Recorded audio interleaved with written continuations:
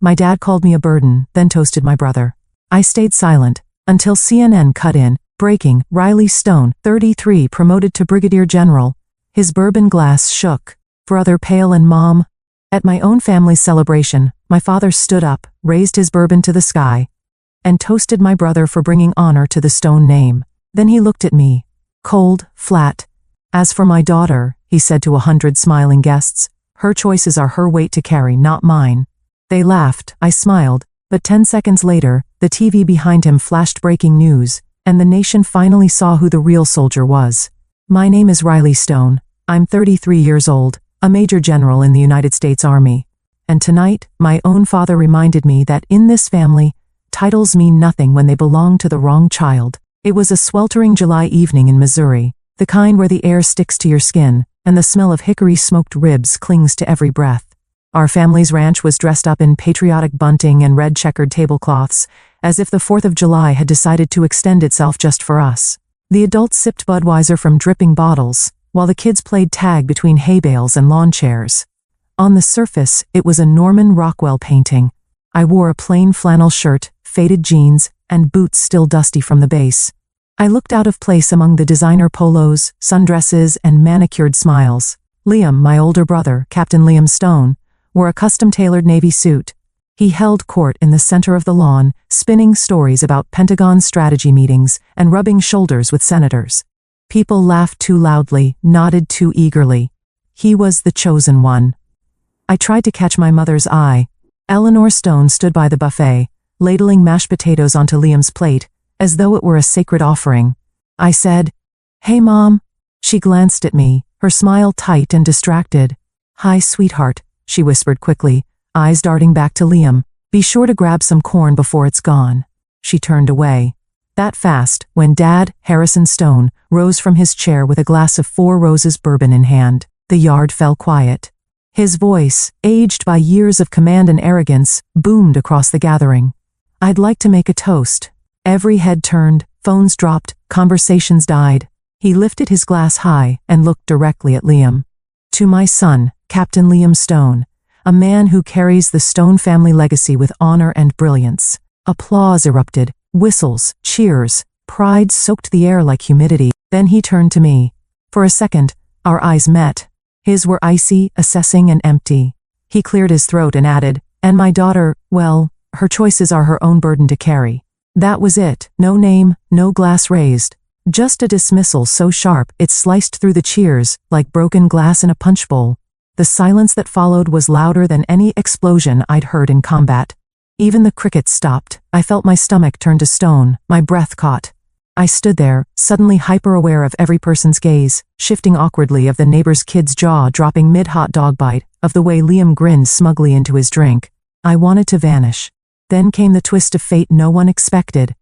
The outdoor bar's flat-screen TV, previously playing background baseball highlights, flickered and switched to a Fox News special bulletin.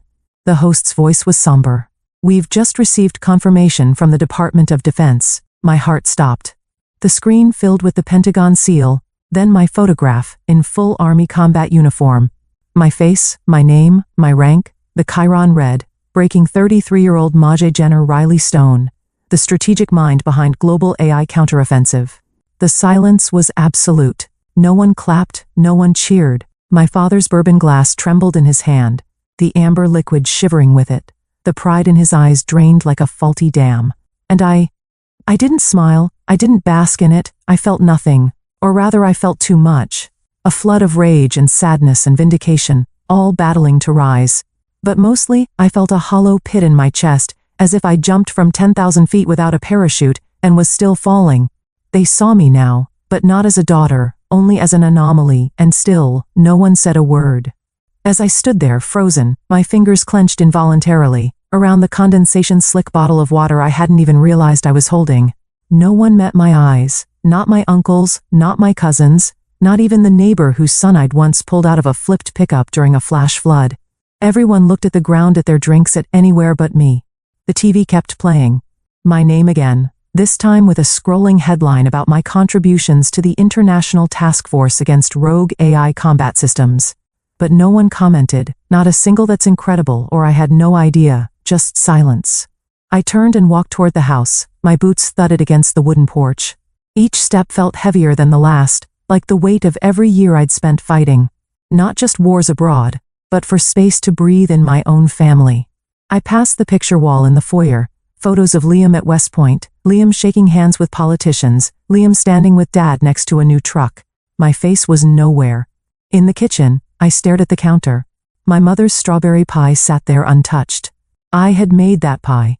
I brought it, hoping maybe, just maybe, it would earn a small moment of warmth. But no one had asked who made it, and now it sat like me, unnoticed. Behind me, the back door creaked. I didn't turn, I didn't have to. You didn't have to storm off, my mother's voice said, soft and full of tension. I didn't, I replied, barely above a whisper. I walked. She sighed. Your father, he didn't mean to hurt you. I let out a bitter laugh. He didn't even say my name, Mom. She didn't answer. Just stood there, probably wringing her hands the way she did when she couldn't fix something without breaking something else. I'm a general, I said finally. I've led missions that saved thousands of lives, but I'll never be enough, will I? You don't have to prove anything to us, but I did, and I do, and I think I always will. She stepped closer, but I backed away. I wasn't ready, not tonight. That's when I knew. This wasn't just a bad night. This was the blueprint. This was who they'd always been. And I was done asking for space, at a table that had been set for someone else's success. The bourbon glass in my father's hand trembled when the TV announced my name, but my own hands were steady. That kind of shake, of surprise, of disbelief, I'd experienced it at 23, not 33. After the party dissolved into murmurs and silence, I walked inside the house like a ghost that no one noticed. The sound of crickets returned outside, the laughter was gone. I climbed the stairs, each step groaning under my boots, but no one called after me. Upstairs, the hallway smelled like cedar polish and time. I stopped outside the family room. The fireplace mantel had always been a shrine to achievements, mainly Liam's. But for a few years, there had been one frame that broke the pattern. A photo of me on graduation day, from airborne school, sweat on my brow, mud on my uniform, eyes lit up with a pride I hadn't felt in years. It was gone. In its place, a polished photo of Liam in a dark gray suit, grinning next to a U.S. senator. I stepped closer, not a speck of dust, freshly cleaned, revered. I called out, Mom? She appeared at the end of the hallway, holding a tray of empty glasses. Where's my picture? I asked. My voice wasn't angry. It was too flat for that. Oh, she said too quickly. I put it away. It was getting dusty. Put it where? In the storage, somewhere downstairs, I think. Don't worry. Somewhere, I repeated. Like me, somewhere. Her eyes didn't meet mine. She vanished down the stairs without another word. That's how I found myself in the attic 15 minutes later, flashlight in hand, climbing into heat and shadows. The door creaked open, revealing a space that smelled like dry wood, old paper, and everything no one wants to remember. I had to duck to avoid low beams. Dust danced in the beam of my flashlight. I searched box after box, holiday decorations, Liam's childhood trophies, even an entire tub labeled Thanksgiving linens. Then, in a far corner behind a broken rocking horse, I saw it. A soggy cardboard box with faded black marker. Riley's stuff. The handwriting was unmistakable. My dad's all capital letters, like labeling a piece of government equipment. I pulled it toward me and knelt down. The tape was brittle and the top flaps opened with a crunch. There, jumbled together like trash, were pieces of me. My first marathon medal, still attached to the red-white-blue ribbon, now wrinkled and dulled. A green beret, gifted to me by my grandfather, Pop, on the day I was accepted into Special Forces selection. He died 2 weeks later. A laminated letter from my battalion commander, praising my decision-making under fire in a convoy ambush in Afghanistan. Beneath that, a handful of broken plastic G.I. Joe figurines, some old notebooks from middle school, a worn-out hoodie I hadn't seen since high school. It was a museum of disregard. Not one item placed with care, no wrapping, no frame, no sign of anyone valuing these things. They were artifacts only to me. I touched the green beret gently. I remembered the night Pop gave it to me, sitting on the porch swing with his oxygen tank hissing, telling me, "You're going to do more than any of them, girl. Mark my words." I guess he was right, and still here it lay, next to a broken toy truck and a deflated soccer ball. At the bottom of the box, half bent and water damaged, was my Soldier of the Year certificate from the 82nd Airborne Division. I had received it in 2016. I remembered calling home that day. I was so proud I could barely get the words out. I had said, "Dad, I want it, I really did." They called my name in front of the whole base. His reply was as casual as a grocery list. "Good. Liam just got accepted into the MBA program at Georgetown. He's moving to DC soon. Hey, I have to go. Long-distance calls still cost something." Click. 30 seconds. That's how long it took for a year of my sweat and sacrifice to get folded into nothing. Now I stared at that warped paper. It used to hang in my barracks. I had laminated it myself. And here it was, bent, curling at the edges, crammed behind a torn Batman folder. I sat back on my heels, the attic creaked. I didn't cry. I didn't even blink. My heart had long since hardened to these small betrayals, but something inside me calcified in that moment. A decision, or maybe a resignation. They never saw me, not the real me, only the burden of me. And now even my victories were inconvenient clutter.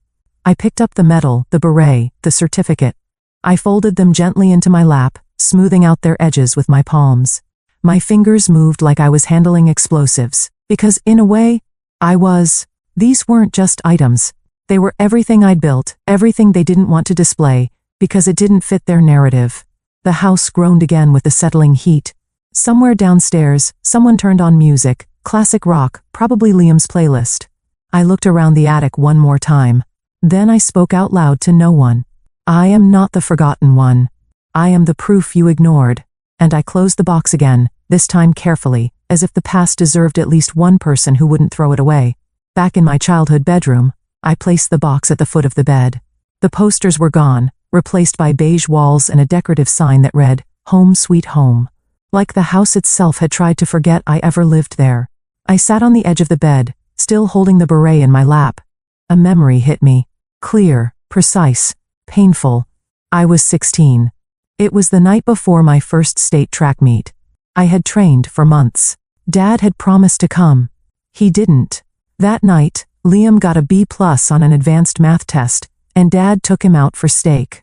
I remember standing on the podium with my ribbon and scanning the crowd, hoping maybe he'd show up late. He didn't. Mom said he had a work thing sweetheart. That's when I first learned. His version of love was conditional. Liam's version of success made sense to him. Mine never would. Now, years later, I was still standing on that invisible podium, ribbon in hand, audience gone silent. Except this time, I wouldn't wait for applause. I remember the taste of powdered eggs and stale coffee more vividly than any birthday cake from my childhood. My first years in the Army weren't glamorous. I was stationed at Fort Bragg, sleeping in a shared barracks that smelled like old boots and industrial cleaner. My meals came from plastic trays. My paychecks were barely enough to live on, but I still managed to send money home. Every month, like clockwork, I wired a portion of my check back to Missouri. I told myself it was for the house, maybe for new windows in the upstairs bedroom that always leaked during thunderstorms. I imagined Mom buying groceries, Dad finally fixing the porch steps. That's what I thought I was doing, helping, being a good daughter, a responsible adult, a soldier who could carry more than just her pack. I skipped vacations, turned down weekend getaways, and declined invitations from my unit. While they went off for beers or trips to Myrtle Beach, I stayed behind, microwaving dollar ramen in my room, rerouting my fun money to a family that barely acknowledged my existence. I once turned down a 4-day pass to save for what I thought would be my parents' anniversary gift, a new dishwasher. I ate off cardboard, so Liam could eat off porcelain. Then came the call. It was a Sunday afternoon, the kind where I let myself indulge in a second cup of coffee, and half a chapter from a Clancy novel. Mom called while I was folding laundry. Her voice was cheerful, rushed. "Thanks for the money, honey," she said. Liam looked amazing in that Armani suit. Fit him like a glove, perfect for the New York trip. The networking went great, by the way. You should have seen the photos. At first, I didn't understand. I actually smiled like an idiot. What photos? Oh, you know, from the mixer, that rooftop event at the Empire Hotel. We wouldn't have managed the flights and hotel without your help. My hands froze mid-fold. You used the money I sent. For Liam? I asked slowly. Well, she said, hesitating for the first time. He really needed to look sharp. These opportunities don't come around twice. I don't remember much of the rest of that conversation. I think I made an excuse and hung up. My heart was thudding so loudly I could hear it in my ears. The room spun slightly. I had lived off dollar store groceries, passed on replacing my worn boots, rationed toothpaste toward the end of the month. Also, my golden boy brother could wine and dine in Manhattan. I sat on the edge of my bunk and stared at the floor for a long time. It felt like the oxygen had been drained from the room. That was the moment something snapped, not in rage, not in drama, just finality. I never said a word about it to them. I just stopped sending money. No explanation, no fight, just silence. Weeks later, the phone rang again. It was my father. "Riley," he barked, "since when did you become selfish, cutting off support to your own family? Do you think you're too good for us now?" I held the phone a few inches from my ear. His voice was familiar, commanding, entitled, like I owed him a report. I brought it back to my mouth and answered, calm and cold. "I'm just learning from the best, sir." Then I hung up. That was the first boundary I ever drew. No arguments, no rebuttals. Just a quiet wall built brick by brick from every ignored sacrifice. It wasn't revenge, it was clarity. Years later, I'd come across a quote by General Patton, "Accept the challenges so that you can feel the exhilaration of victory." That day, the challenge wasn't war. It was knowing when to stop giving to people who saw me only as a pipeline, never as a person. I stopped buying steak dinners for a man who never once asked if I was eating. The strangest part? No one followed up. No one asked why the money stopped. No apology, no acknowledgement. Just a void where expectation used to be. At first, I felt guilty. I'd wake up at night thinking maybe they were struggling. Maybe I was punishing them too harshly. But then I'd remember the way Mom said our money like it was a magic word, and how Dad's voice dripped with accusation instead of concern. That guilt. It faded fast. I started spending on myself, not luxuries, just dignity. A decent mattress, a real winter coat. One weekend, I even treated myself to a cabin trip with a few squad mates. We split a six-pack and grilled burgers in the cold. It was the first time I laughed in months. I didn't tell them about the change I didn't need to. They'd never asked about my life anyway. Only what I could give to theirs. That's when I truly understood. Silence isn't weakness, it's armor, it's strategy. Sometimes the strongest thing you can say is nothing at all. And I wore that silence like a uniform. The last words my father said to me rang in my ears. "You think you're too good for this family?" He never asked if I was okay. Never once wondered what it took for me to keep showing up. I carried that silence into the next chapter of my life. The one that finally taught me what real family felt like. It started in a windowless room at the Pentagon during a high-level intelligence briefing. I was one of the youngest officers in the room and the only woman in uniform. The rest were silver-haired generals and career analysts in pressed suits. I had presented a counterinsurgency map of enemy supply routes in the Middle East, built from months of field data and sleepless nights. They glanced at my slides, all but one. Colonel Eva Rostova sat in the back, coffee in hand. Her eyes sharp behind narrow glasses. When the meeting ended and most of the men murmured generic feedback, she stayed behind, walked right up to me, handed me a fresh cup of black coffee and said, "You've got a strategic mind most people spend 3 decades trying to build." I blinked. "Thank you, ma'am. Don't let them reduce you to a parachute and a pretty salute," she added, then walked off. That was the first time I felt seen, not as a stone, not as a woman, trying to measure up to her brother, but as Riley, soldier, thinker, leader. Later that year we deployed to Afghanistan Korangal Valley. The locals called it the Valley of Death, for good reason. One night we were hit and ambushed from the ridgeline. Gunfire cracked through the cold. We were ordered to fall back immediately, but behind a large outcrop pinned down and bleeding was Sergeant Cole Maitre. His leg was shredded. Radio chatter erupted. "Leave him too risky," but I saw his eyes through the dust, not fear, trust. "Cover me," I barked, breaking formation. I led 2 soldiers through open fire, low crawling and pulling Cole inch by inch until we got him out. That night in the field hospital, Cole was groggy from morphine. I sat on the edge of his cot. He pulled a crushed chocolate bar from his vest and broke it in half, handing me the bigger piece. "Thanks for not leaving me behind, Major," he whispered. I smiled. "You would have done the same." He shook his head slowly. "Not everyone would have, but you did. That bar was half melted, tasted like chalk, and remains the sweetest thing I've ever eaten. Over time I came to realize family wasn't who raised you. It was who showed up in the fire. It was early mornings spent sipping bitter instant coffee with tired teammates who hadn't slept, but still asked if you were okay. It was the silence after a failed mission. When someone squeezed your shoulder without saying a word, it was the unspoken pact. I'll carry you when you can't carry yourself. That's what they gave me, what my real family never could. Then came the letter, sent to my APO, handwritten in that sharp, arrogant cursive I knew too well from Liam. For a split second, I let myself hope. Maybe he'd changed, maybe he finally cared, but no. He wrote to ask me for a favor, said he was trying to get an invite to the U.S. Army Association Gala in D.C., thought maybe I could pull some strings as a senior officer, not a single word asking if I was safe or alive. Just a request, another transaction. I folded the letter slowly, walked it to the burn barrel behind our tent, and dropped it in. It flared up in an instant, bright, empty, gone. That night, Cole tossed me another chocolate bar. Mail call? He asked, half grinning. I nodded. Junk mail? We laughed. That was the moment I knew.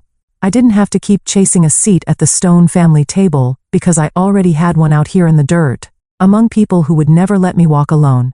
And for the first time in my life, I didn't feel like a burden. I felt home. Later that week, Ava pulled me aside before another mission briefing. She looked at me for a long moment, then said, "You know, Stone, leadership isn't about rank.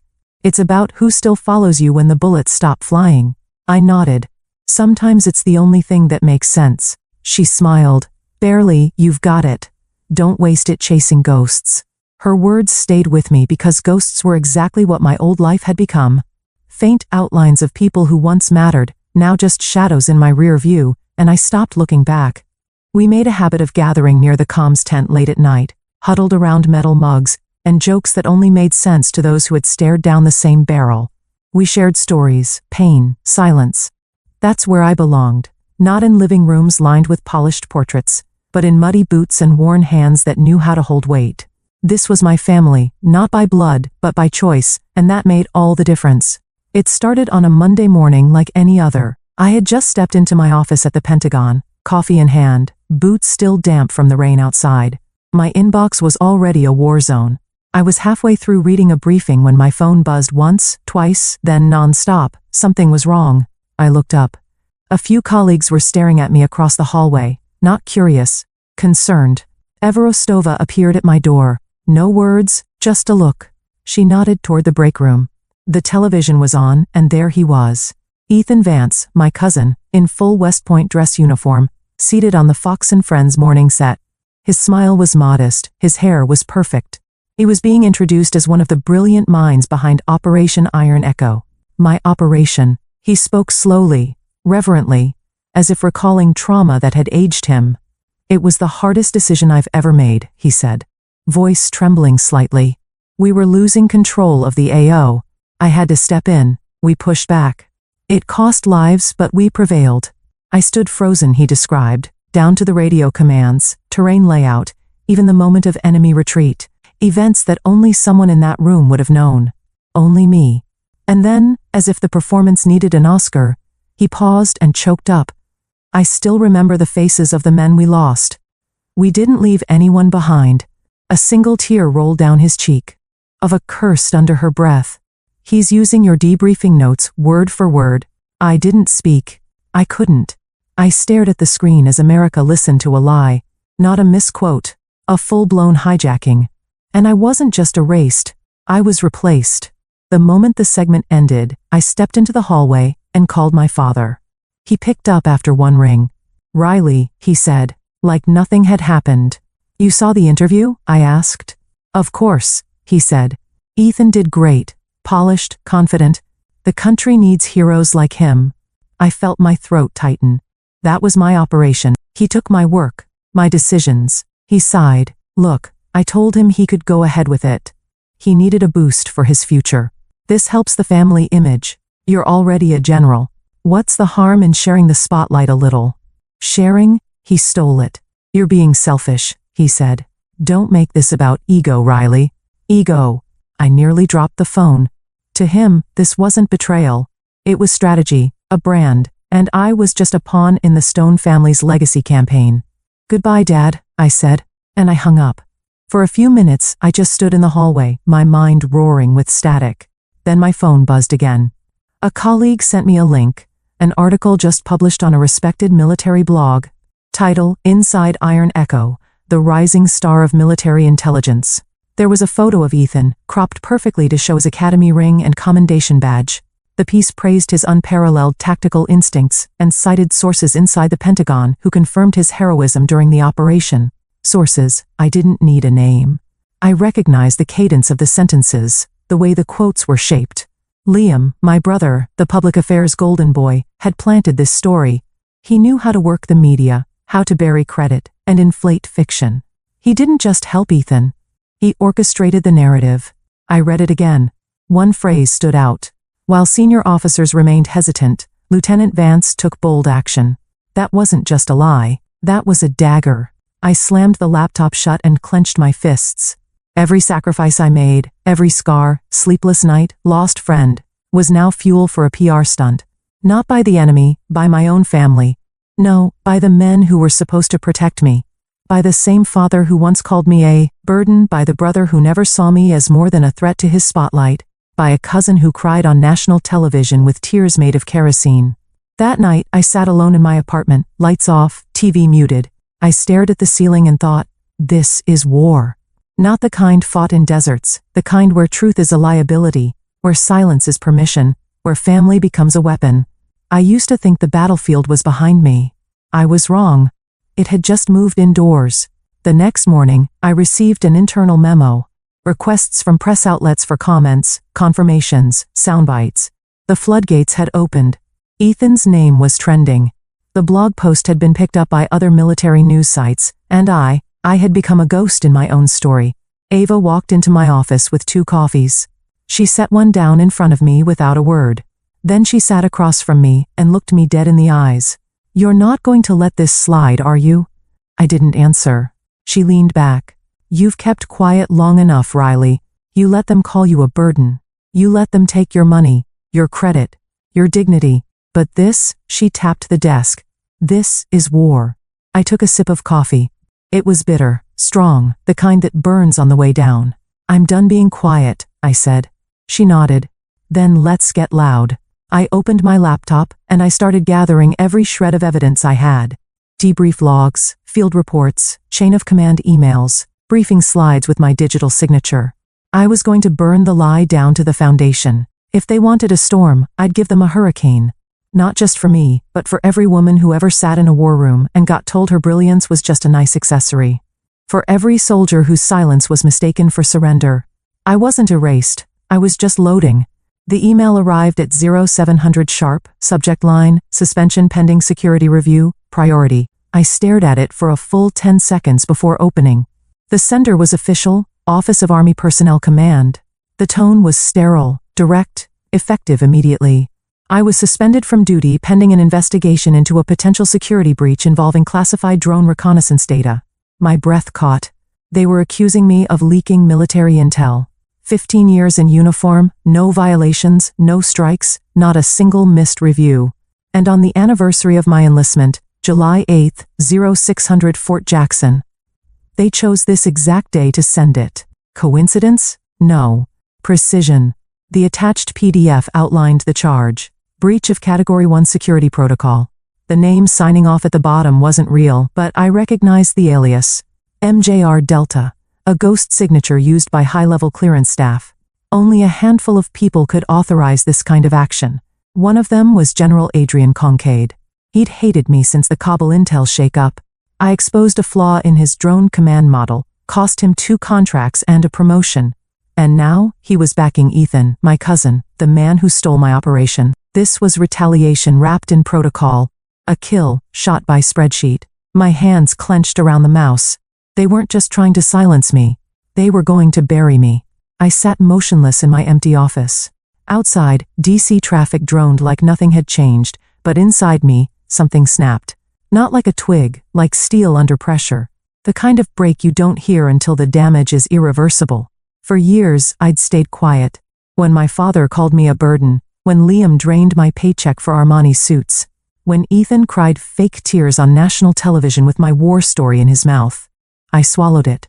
But this wasn't family politics, this was erasure. Institutional, deliberate, coordinated. I leaned back in my chair, fluorescent light buzzing above me. And I remembered something, an old TED Talk I'd watched during my third tour. Brené Brown talking about vulnerability. Vulnerability is not weakness, she said. It's our greatest measure of courage. I never wanted to be vulnerable, but now I had no choice. I could either disappear quietly or detonate. I stood up, walked to the window, and made a decision. I wasn't going to hide. I wasn't going to beg. They wanted a war. They picked the wrong soldier. Instead of calling legal, I pulled out my secure line.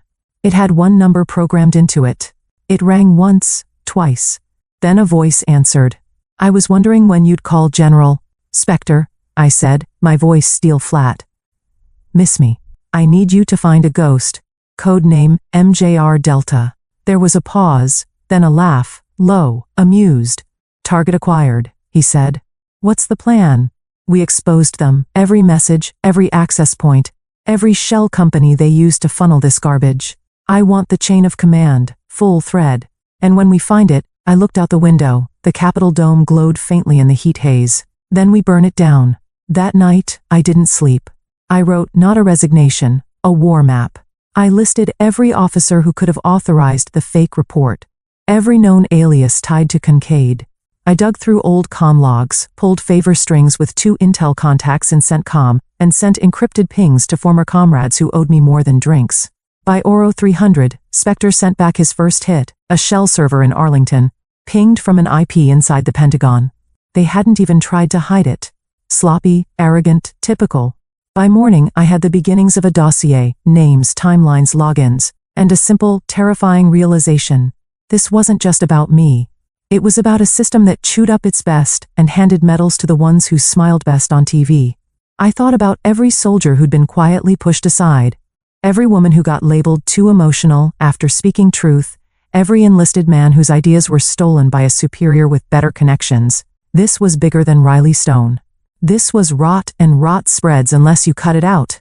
To those of you listening right now, some of you know exactly what this feels like. You've given everything to a job, a system, a family, and when it suited them, they tossed you aside. I want you to hear me when I say this. Silence is not the same as peace. Sometimes, silence is the slow death they want for you. I'm done being quiet, and if they want to know what happens when you corner a soldier, they're about to find out. The next day, my access badge was revoked. I was escorted out of the Pentagon like a criminal. No announcement, no chance to speak. Just a quiet walk past people who used to nod at me in the hallway. Eva Rostova was waiting outside.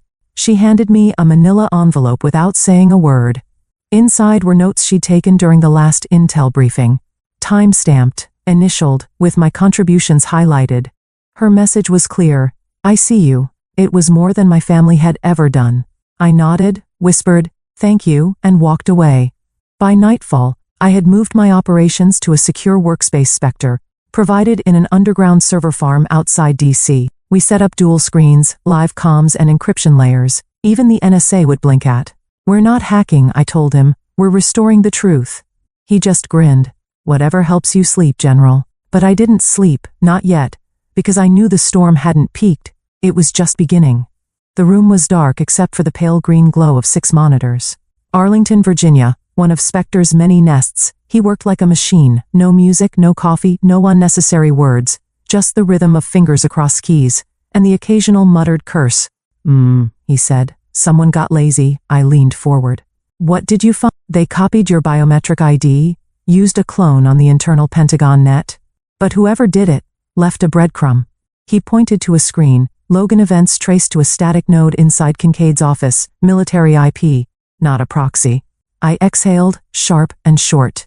So he didn't just approve the suspension. He executed the breach. Spectre nodded, and it gets better. He brought up an encrypted email string. The header was familiar, milint suffix, Kincaid's digital signature. But the recipient, Ethan Vance, I said aloud. Subject line, re-narrative coordination, Operation Iron Echo, Spectre. Decrypted the body. In exchange for public cooperation with media exposure, Spectre read, you will be granted a classified clearance slot in Military Intelligence Command, contingent on confirmation of public engagement outcomes. I closed my eyes for a moment. It wasn't just about stealing a story, it was a trade deal, my operation for Ethan's promotion. I felt my jaw tighten. Keep digging, I said. While Spectre continued his sweep, another name popped up on my screen. Sarah Jennings, investigative journalist, sister of Sergeant Cole Maitrey. She messaged me directly. We need to talk. Something on Liam. I met Sarah at a diner off I-395, vinyl booths, bad coffee and better privacy. She was already there, flipping through a small notebook. I started digging after what happened to Cole, she said. I didn't like how the story shifted, and I really didn't like your name disappearing from it. She slid a small recorder across the table. I've been tracking Liam's meetings. He's met with at least 4 military correspondents in the past month, all off the books, no transcripts. She clicked play. My sister, Liam's voice. Smooth. Casual. She's got medals, sure. But don't confuse luck for talent, the real skill. That's knowing how to shape the narrative. Sarah paused the recording. I also have a source, junior staffer. He overheard Liam saying the whole Ethan campaign was a cleanup job for your PR. I shook my head, biting back something between a laugh and a scream. He wasn't just helping Ethan, he was positioning himself as the handler, the genius behind the myth. And I was a tool. Sarah pushed a folder across the table. Inside were printouts, journalist communications, metadata from the stories, IPs, timestamps, evidence of pre-written quotes. They planned it all weeks in advance, she said. Before Ethan went on Fox and Friends, I whispered, they knew exactly what they were doing. She nodded. They wanted you out of the story, out of the picture. I left the diner with shaking hands and a folder full of betrayal. Back in Arlington, Spectre looked up when I entered. Check this, he said. Up came a new screen. You recognize this email address? I blinked. It was my father's personal Gmail. Spectre said he's not careful, never was. He opened a chain of emails, plain text, no encryption, like two old men gossiping over a drink. Except these two were General Kincaid and Harrison Stone, my father. The subject line, behavioral patterns, Riley. I sat down slowly. Kincaid had asked for psychological context, and my father had delivered. He wrote about me in third person. Riley has always shown volatility under pressure. She resents male authority, prone to outbursts and idealistic rigidity, may require monitoring for long-term leadership stability. I stopped reading, Spectre whispered. He gave them the profile they needed to justify your takedown. He didn't need to plant false evidence, he just let my scars speak louder than my record, and he handed them the knife. I stared at the screens, at the emails, at the timeline we'd built, father, brother, cousin, mentor turned adversary. Each played their part, each saw me not as a daughter, sister, soldier, but as an obstacle, and yet I didn't feel broken, I felt ready. That night I sat alone in the dim light of Spectre's bunker, folder in one hand, black coffee in the other. Sarah's evidence was solid, Spectre's data airtight. The threads were clear, converging at a single point. But strategy wasn't about emotion, it was about timing. I opened a worn notebook, the one I kept from my days at command school. On the inside cover, I had scribbled one quote years ago in red ink. Know thy enemy, know thyself, and in 100 battles you will never be defeated. Sun Tzu, The Art of War. I turned the page and began outlining phase 1. We wouldn't go public yet, not until the foundation was rotted enough to crumble under its own weight. We needed one more piece, one misstep from their side to trigger everything. Spectre prepped the packet, Sarah began prepping a teaser for the press, and I started rehearsing a different kind of mission briefing. One where my weapon wasn't firepower, but evidence. One where the battlefield wasn't foreign soil, but live broadcast. And for the first time in weeks I slept, not out of exhaustion, but resolve. The hearing room was packed, Capitol Hill, Committee on Armed Services, C-SPAN cameras, live-streamed everything. The walls felt like they were sweating under the tension. General Adrian Kincaid sat on the front row in his full-dress uniform, the sheen of metals across his chest like armor. To his left sat Liam, polished, pressed, unreadable. And next to him, Ethan Vance, clearly coached, clearly smug. And I walked in through the center doors, spine straight, in my own ceremonial blues. I didn't smile. I didn't waver. The air changed the moment I took the stand. A senator from Delaware opened the session. General Riley Stone, you've requested this opportunity to respond to serious allegations. The floor is yours. I nodded once and adjusted the mic. For 15 years I served this country in silence. I planned missions, protected lives, and accepted the cost of wearing this uniform. I never asked for recognition, I only asked for truth, but truth it seems was inconvenient. I paused. The room didn't breathe. And now I will show you exactly why I was suspended. Not because of wrongdoing, but because I knew too much. I motioned to the staffer. The first video appeared on the large screen behind me. It was Ethan on Fox and Friends, describing the Iron Echo mission, polished, scripted, full of dramatic flair. Then I played the mission audio, black box feed from our operation in the field. My voice, barking orders, coordinating airstrikes, saving Sergeant Maitre's team under live fire. There was no Ethan, only me. A murmur rolled through the gallery. I raised my hand for silence. Ethan Vance was never on that mission. He told a story that wasn't his and sold it to America. Kincaid's jaw tightened. I nodded again, but he didn't act alone. Another slide appeared. Email exchanges between Kincaid and Ethan. Promises of a future position in military intelligence tied to Ethan's public cooperation. He was bribed, I said, to lie in exchange for a career. I saw Ethan glance sideways, his hands fidgeting. Let's move on to Liam Stone, I continued. Senior Public Affairs Officer at the Pentagon. I tapped the clicker. On screen, metadata showing Liam's private meetings with key defense journalists, timed days before their articles published, citing anonymous sources, discrediting my work. I played the audio. My sister, she's got medals, sure. But don't confuse luck for talent. The real skill? That's knowing how to shape the narrative. Liam didn't flinch. I did not blink. Then came the final blow. I want to turn your attention to this correspondence, I said, my voice razor sharp.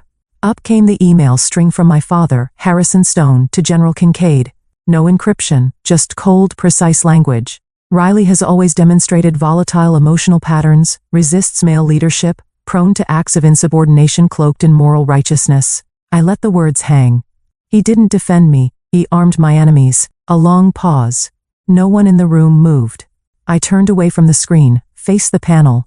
Senators, these were not investigations. They were assassinations of character, strategic, calculated, and political. This was not oversight. This was orchestration. The committee chair, an older Republican from Arizona, leaned forward. General Stone, are you saying that the suspension was retaliation? I'm saying it was theater, I replied, and they forgot who taught drama in this war. The room cracked, some quiet chuckles from press, the rest still stunned. I closed my folder. I faced General Kincaid. You tried to bury me, but all you did was dig your own grave with documentation. You underestimated me. That's your legacy. Then I turned to Liam. You weaponized the media because you didn't have the guts to confront me in person. That's your legacy. And finally, to my father. You once told me, leadership wasn't about glory. It was about sacrifice. I guess you forgot that when you sacrificed your daughter for a dinner invitation. I stepped back from the mic. Not a single hand clapped, but the silence? It was the sound of truth, landing like a gavel. After a long moment, the chair cleared his throat. This committee will enter executive review. We thank General Stone for her testimony. I turned and walked out. Head high, war won. I didn't head home after the hearing. I walked straight to the reflecting pool in front of the Capitol, pulled off my gloves and stared at the glassy surface like it might crack from the weight of everything that had just happened. Ava Rostova called. I didn't answer, I didn't need to. We both knew what this moment meant. Behind me, reporters began to gather. Some shouted my name, cameras rolled, but I wasn't ready to speak to them. Not yet, not until the official transcripts were sealed, not until the ripples began to hit command chains. That evening, Spectre sent me a message. It's done. Press picked up the footage, trending in under 12 minutes. Ethan just deleted his social media. I didn't smile, not out of bitterness, but because justice isn't joy, it's relief. I walked back to the secure flat in Arlington where I'd lived for weeks. Inside, Sarah Jennings sat at the kitchen table, typing fiercely. She looked up. It's already hitting networks, she said. You're being called the General of Truth. You know that, right? I shook my head. That's dangerous. No, she said. It's overdue. We didn't toast, we didn't cheer, we just sat in the calm. I opened my notebook again, wrote one sentence on a clean page. Phase 2 begins tomorrow because cleaning out rot doesn't stop with one room. The next morning, I woke before sunrise, not out of anxiety, but instinct, the kind you sharpen in war zones when every breath before dawn feels like borrowed time. I sat with black coffee, and my father's last email still burned into my memory. He hadn't apologized, he hadn't retracted. There was no follow-up message, just silence, but silence was its own admission. A new message arrived, this time from a junior officer at Fort Bragg. It read, "Ma'am, just wanted you to know, everyone here's watching, and we're proud." One line. But it cut through more than 1,000 press headlines ever could. That's when I realized this wasn't about one hearing or one career. It was about something far bigger, what we normalize, what we excuse, what we choose to challenge. I folded the email, slid it into the front pocket of my notebook. That same notebook held every strategy I had written since this war turned political. Phase 2 would not be about vengeance, it would be about reconstruction. The kind that starts with naming what was broken, and refusing to rebuild it the same way. That's how institutions change, one refusal at a time. The air along the Potomac carried a chill that morning, thin, gray, unforgiving. I arrived early, not because I was eager, but because I needed time to breathe before he showed up. I found the bench he'd mentioned in the email, halfway between the footbridge and the boathouse. It was quiet, shielded from joggers and morning strollers. The river moved slowly beside us, like it too was holding its breath. My father arrived 6 minutes late. He looked smaller somehow, slower. His once imposing shoulders seemed to slope under a weight he finally noticed. "Riley," he greeted, voice low. I nodded, not standing. "Mr. Stone." He sat down beside me, hands clasped tightly in his lap. I wanted to say, "I'm sorry." There was no conviction in his tone. No weight, just air. "For what exactly?" I asked, still watching the river. "For all of it, I suppose," he muttered. I thought I was protecting the family legacy. I finally turned to face him. "Legacy," I repeated. "Is that what you call it? A web of lies, control, and betrayal wrapped in a family crest." He winced, but said nothing. "I've spent most of my adult life trying to prove myself worthy of your name," I continued. "But your name doesn't mean truth, it means silence, and I'm done living in it." He tried again, this time with that weary paternal softness that once worked on me as a child. "Whatever's happened, I'm still your father." I shook my head. "You stopped being my father the day you chose strategy over honesty. When you gave away parts of me to protect a legacy I never believed in. When you tried to erase me and called it love." I pulled the old house key from my coat pocket and set it on the bench between us. "That's for the farm, I won't be back." He stared at the key like it might bite him. I stood. "This is the last time we speak," I said. "Goodbye, Mr. Stone." I didn't wait for a response, I walked away. The wind from the river caught the edge of my coat and pushed me forward. It felt like release. A week later, headlines rolled out like dominoes. General Adrian Kincaid retired with disgrace, no ceremony, no salute. Ethan Vance expelled from West Point. The Academy issued a rare public statement citing ethical violations. Liam reassigned to a quiet base in Montana. He didn't call, neither did I. Sarah Jennings sent me a copy of the transcript uncut, the hearing now part of the public record. Then the call came. General Stone, the President's Chief of Staff, said over a secure line, "The President would like to offer you a formal promotion and a new strategic advisory post at the White House." I let the silence linger a few seconds longer than necessary. "I'm honored," I replied, "but I'm not interested in a new rank. What I want is to rebuild on my terms." The line went quiet, then a soft, "We respect that." That evening I sat with Eva Rostova on the back patio of her Arlington townhouse. She poured 2 bourbons and lit a small fire in the stone pit between us. "You did it," she said. "No," I replied. "I survived it, there's a difference." She nodded. "You're not going back, are you?" I looked up at the night sky, cloudless and infinite. "No," I said. "I've seen what rot looks like when it wears stars on its shoulders. I want to build something different." She raised her glass. "To burning down what no longer serves," I clinked mine against hers. "To planting something better in its ashes." We sat there in silence. No plans, no strategies, just breathing. For the first time in years, I wasn't fighting. I wasn't chasing approval. I wasn't pretending I was okay. I was simply free. The next morning I opened the small leather-bound journal I'd carried through every deployment. Most pages were filled with coordinates, strategic sketches, fragments of field intel. But now I turned to a fresh page. At the top I wrote, "What does a life look like when it's built from truth?" I didn't have an answer yet, but I knew the old answers, the ones handed down by my father, by the institution, by the silent code of duty above all, were done. I reached out to Jax that afternoon. He was already working on something new. A digital archive for whistleblowers inside the defense system. Anonymous, encrypted, ironclad. You in? He asked. More than in, I told him. I'll fund it myself. He whistled low. Damn, you're not playing around. No, I said. I've played their game long enough. Later that day, I went to visit and Sergeant Colmatry, now in rehab after another surgery. He smiled when he saw me, despite the pain in his eyes. You took down giants, he said. With words, I shook my head. With truth, he nodded. Same thing. Before I left, he handed me something wrapped in cloth. It was his unit patch, faded, scorched on the edge. I want you to have it, he said, because you didn't leave me behind. Ever. I swallowed hard and slipped it into my coat. That night, I sat by the window with my notebook open again. This time I wrote, let them inherit ashes, I'll inherit clarity. I didn't go back to the Pentagon. I went home. Not to the Stone family farm. I had left that behind with the old key and the ghosts that never learned how to let go. Instead, I bought a modest piece of land on the edge of Jefferson County, Missouri. Acres of oak trees and open sky, far enough from the past, but close enough to rebuild something honest. That's where I founded the Stone Institute for Honorable Leadership.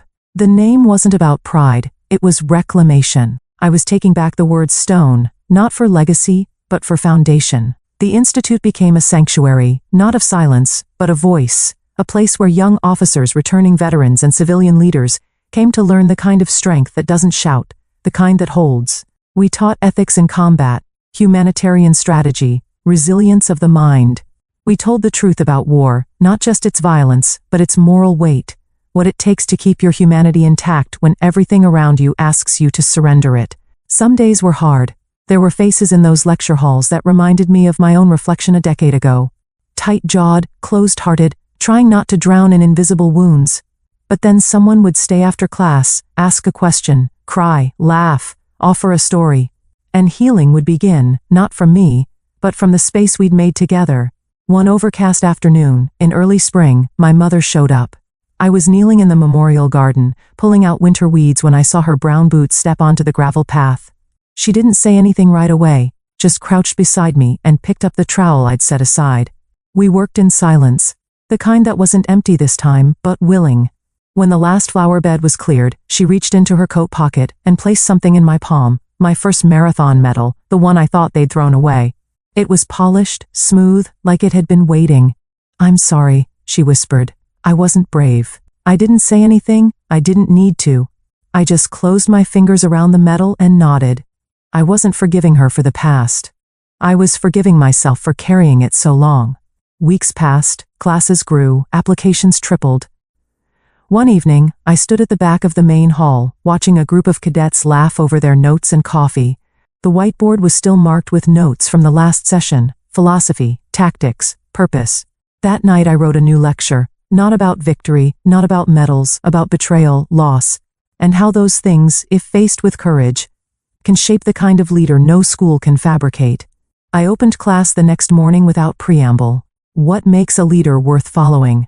I asked. Silence, and then stories came about broken commands, saved lives, mentors who had failed, and moments they could have given in, but didn't. When it ended, I walked to the board and wrote 4 words. Honor is not inherited, it is built. I stood beside it for a moment, the marker still warm in my hand. That was the legacy I wanted, not one carved in stone, but one planted, watered, lived, and finally let go. That night, after everyone had gone, I walked the perimeter of the land. The stars were clear above Missouri, unbothered by memory, untethered from bloodlines. I found myself thinking not about battles or hearings or betrayals, but about the simple rhythm of rebuilding, of mornings that began with black coffee, and the hum of cicadas, of veterans in work boots clearing trails behind the lecture hall, of planting something that would last longer than I ever would. I kept a stack of books in my office, worn copies of Marcus Aurelius, Seneca, Epictetus. Most had notes in the margins, left there from my time in Kabul, in Seoul, in Arlington. I taught from them not as doctrine, but as invitation, to examine, to choose, to live with principle when applause and rank were gone. One of our cadets, a young woman named Ortiz, stayed late one evening. She was restless, eyes sharp. "Ma'am," she said, How do you know when to stop fighting? I thought of my father, of Ethan, of Liam, of the battlefield and the boardroom and the Senate floor. When the battle costs you more than the wound, I said, when you realize peace is not the absence of conflict, it's the presence of alignment. She didn't write that down, she just nodded, and that told me she understood. I wasn't building a legacy of power, I was building a place for truth to breathe, and that was enough. If you've stayed with me all the way here, thank you. This wasn't just a story about betrayal and power, it was about choosing who we become after the ashes. Maybe like me, you've carried wounds others never saw. Maybe you're still rebuilding. I hope Riley's journey reminded you that truth, when lived out loud, can be healing. If this story meant something to you, hit subscribe, share it with someone who needs it, and let me know, what does your legacy look like? Until next time, stay strong, stay true.